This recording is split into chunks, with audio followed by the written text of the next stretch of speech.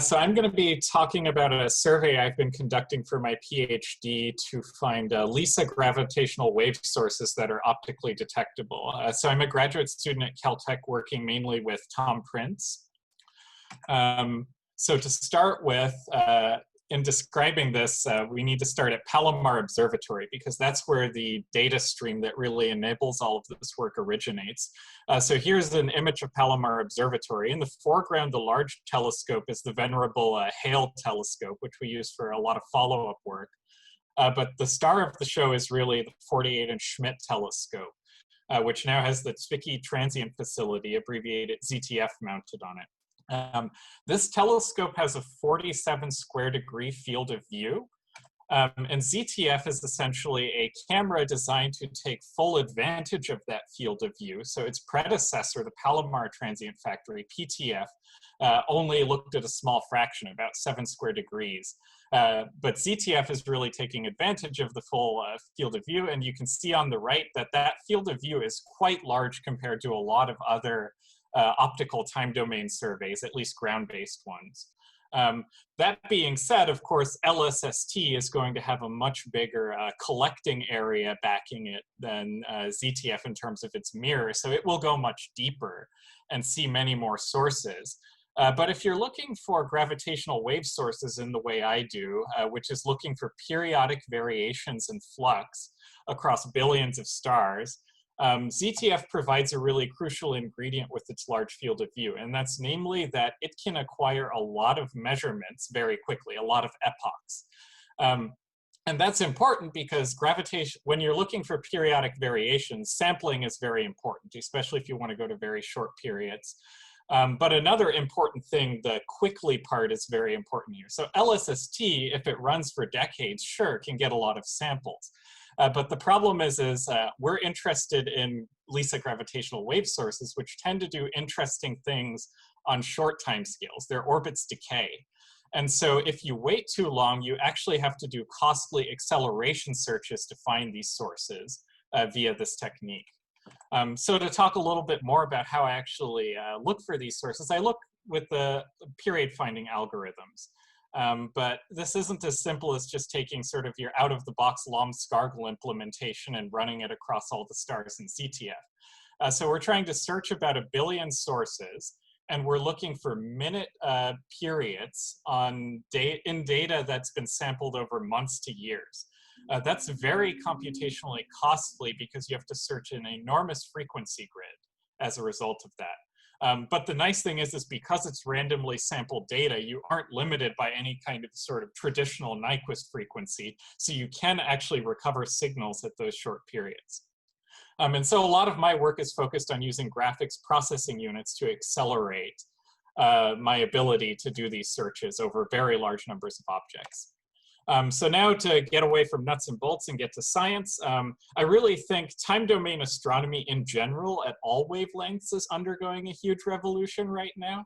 And so I'm going to be speaking about discoveries made with ZTF, but obviously the sort of techniques being used here and the types of discoveries are applicable to all types of time domain surveys where you can see periodic behavior. So in ZTF alone, we've been exploring this phase space of periodic behavior at very short periods. We found several hundred objects that show significant periodic variations under 30 minutes. A subset of these objects I'm going to be focusing on are new detached and accreting double degenerates because they're potential LISA gravitational wave sources. But there are many other classes of astrophysically interesting sources in this phase space, like intermediate polars, where you see the rotation period of the white dwarf, ZZ SETI and DB white dwarf pulsators, SDBP mode pulsators. The pulsators are very interesting for astroseismology, and some other new classes of sources like rapidly rotating isolated magnetic white dwarfs. So I'm going to focus on double degenerates now, though, because that's what's near and dear to my heart. So I'm going to open up with a big collage. This is going to be in a paper that's going to be submitted in about a week or two. These are all of the double degenerates we've found so far with orbital periods under an hour. So all promising potential candidates for being detected in gravitational waves by LISA. There's a pretty large dynamic range of the sorts of things you find in this phase space. So There are the run-of-the-mill double eclipsers, for example, that 23.7-minute system. There are ones more exotic eclipsers, like the 6.91-minute system, where you have a lot of radiation being reprocessed by one of the objects. There are more sinusoidal variables, like that 20.6-minute. Those are called ellipsoidal variables. I'll explain a little more about those later. They're a very important source class. And so our essential pipeline is ZTF helps identify where these come from. We do follow-up photometry, which is what you're looking at to confirm that the variations are indeed real. And then we do follow-up spectroscopy, usually with LRIS on KEC1, phase resolve spectroscopy with the goal of measuring radial velocity semi-amplitudes, which are very helpful in constraining masses. We've done this for about half the systems, gotten good RVs. The other half are actually largely double-line systems, which in theory sounds wonderful because you can get a semi-amplitude for both objects and really constrain the system. In practice, measuring precise velocities from double-lined white dwarf spectra requires both high SNR and high resolution. And when your objects are 20th apparent magnitude and you're trying to take sub-1 minute exposures to not smear over the orbit, it's just not practical. And I'll come back to this later, but I think that's an important thing to think about in the LSST era when things are just going to keep getting fainter. So I'm just going to briefly just physically talk about what's happening in some of these classes of sources. So one of the two major classes are the ellipsoidal variables. And so what I'm showing here is they have a sinusoidal photometric modulation. You can see the blue line overplotted with the actual photometry. This arises from a geometric effect. Essentially, you have a large inflated white dwarf that's dominating the luminosity being tidally deformed by an unseen, more dense companion. And it's a geometric effect that gives you a modulation at twice the orbital frequency because at different parts of the orbits, you see different geometric cross-sections of that deformed object. At superior and inferior conjunction, you get the circular cross-section, which gives you the minima. And halfway between those, you get the more teardrop or ellipsoidal cross-section, which gives you more surface area and therefore more flux. These you can't constrain inclination so well with, but they're extremely valuable because if you look exclusively for eclipsers, which I'm going to describe next, you'll never find a white dwarf or a black hole or a neutron star orbiting a white dwarf at these kinds of periods because you'll never see an eclipse in such a system. So it's an important category of variables not to neglect, even though parameter constraints in ellipsoidal variables are not as good as eclipsers, which I'm going to talk about next. And so the light curve you can see here on the left is of the 6.91 minute binary, which we published last year. And so you can learn a lot from eclipsers, and I'm going to spend a minute or two just describing how valuable these systems are in their electromagnetic data. By illustrating a new light curve that we've obtained for that system. So this isn't published yet. This is a hypercam light curve of the system. And let me just talk you through really quick everything you can infer from an optical light curve of such a system. The first thing you should notice is the system has a remarkably deep primary eclipse. That actually tells you two important things. One is most of the luminosity is coming from one object, and you're losing it when it gets eclipsed. And that means that the object that's contributing the most luminosity also must be smaller and more compact than its companion because it's being totally occulted by the companion. In fact, if you model the shape of this eclipse, which we've done, you can precisely measure the radii of both components. That's something you can't do with a gravitational wave signal. So it really illustrates the value of having the electromagnetic counterpart here. Some of the other things you can see is that the companion is being heavily irradiated by this very hot object, and you can actually see a secondary eclipse. That's not actually of the intrinsic luminosity of the companion because it's too cool for that. It's because the heated face of the companion is being eclipsed by the object doing the heating. So it's sort of eclipsing its own reprocessed radiation. And so one of the very exciting things about this system in terms of some interesting physics is with this measurement, we've been able to detect the object in the bottom of eclipse, which is 27th apparent magnitude, by the way, and only lasts on the order of 10 to 20 seconds. So not an easy measurement to make. And so the interesting thing is by getting this measurement, we've been able to constrain the temperature of the cooler white dwarf, which we estimate is around 5,000 degrees. That's very interesting because one of the people who's worked with me on this is Jim Fuller, who is an expert on tides and white dwarfs. And he predicts this object should be heated to 15,000 degrees by tides.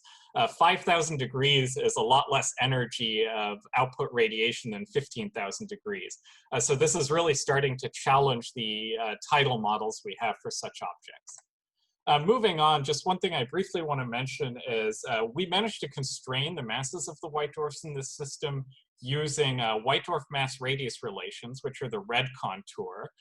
A combination of those, and we've measured the orbital decay in the system, and since it's a relatively detached system, we can assume it's due mostly to general relativity. That's the top dashed magenta line. But there's also potential tidal contribution, and so the bottom dashed magenta line is the maximum theoretical tidal contribution we'd expect.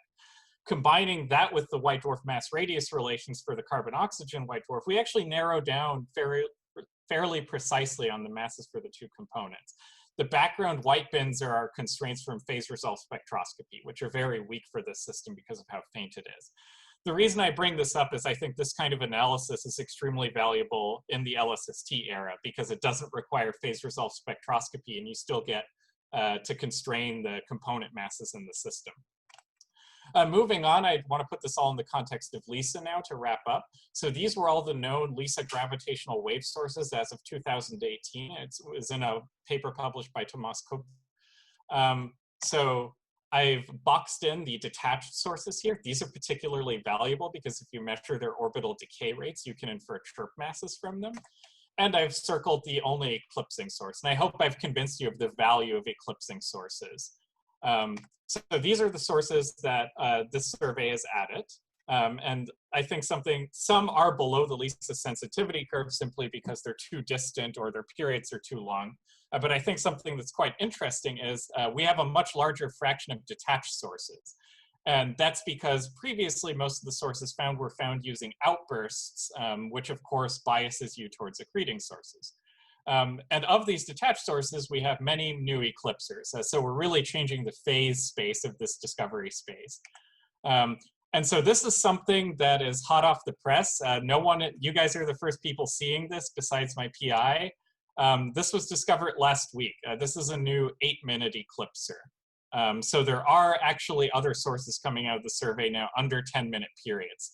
And these are the most exciting because they're the strongest LISA gravitational wave sources.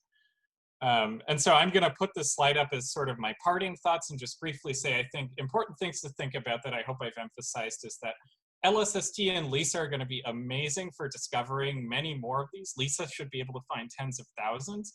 But phase-resolved spectroscopy and techniques like that that require bright sources and spectra are going to be not so useful in that era unless you have a lot of time on 40-meter class telescopes for doing it. The other thing I just want to mention is this survey is uncovering a pretty exotic group of objects, and we don't really understand how many of these form.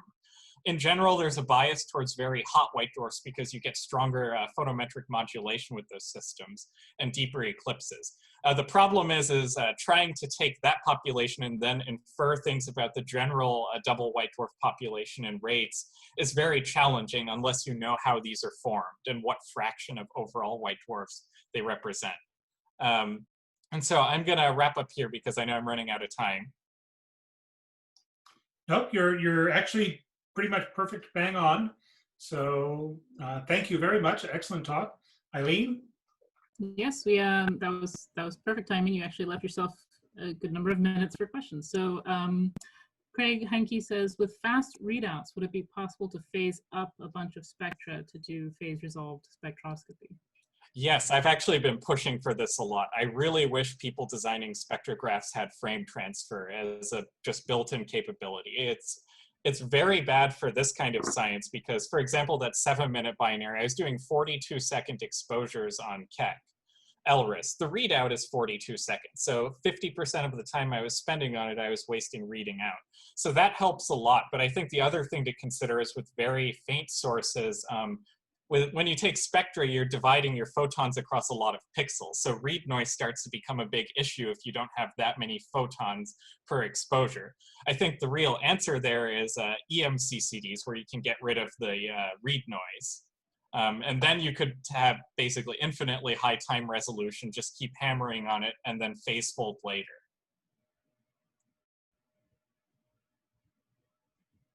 Okay, do we have any more questions?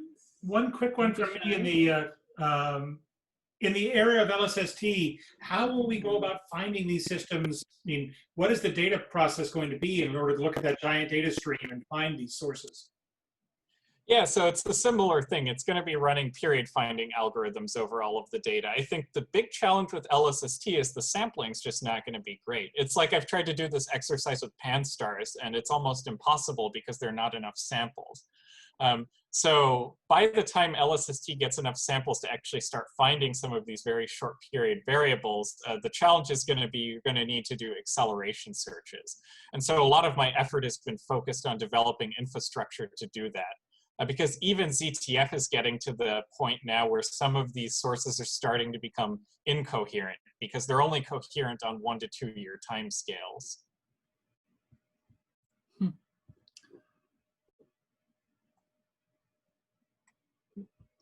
We have another question that's just popped up. Anthony Santini asks, would Cmos detectors help with the readout problems?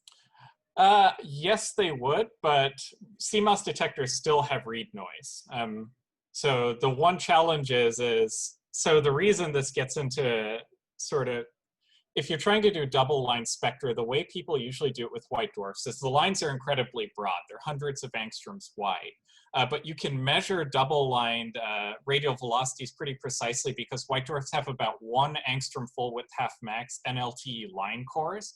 But the problem is you need to go to a resolution high enough that you can actually resolve that with your spectrograph. And of course, the cost of resolution is you need to disperse over even more pixels than you would in a low-resolution spectrograph. So I really think the EMCCDs are sort of the winner there in that you get rid of the read noise. And I've worked with a lot of CMOS sensors for high-speed photometry, and for that purpose, they're fantastic. So I'm familiar with their read noise specs, and a lot of the models I use have around 2 electrons per pixel of read noise. But with a high-resolution spectrum of a 21st mag object in a, say, 2-second exposure, which is what you need to not smear over those 1 angstrom lines, you're not going to get 2 photons per pixel, nowhere near. So I think that's one of the reasons the EMCCD technology is so attractive for spectrographs in particular. For photometry, I don't think EMCCDs are the right answer because you're rarely read noise limited there.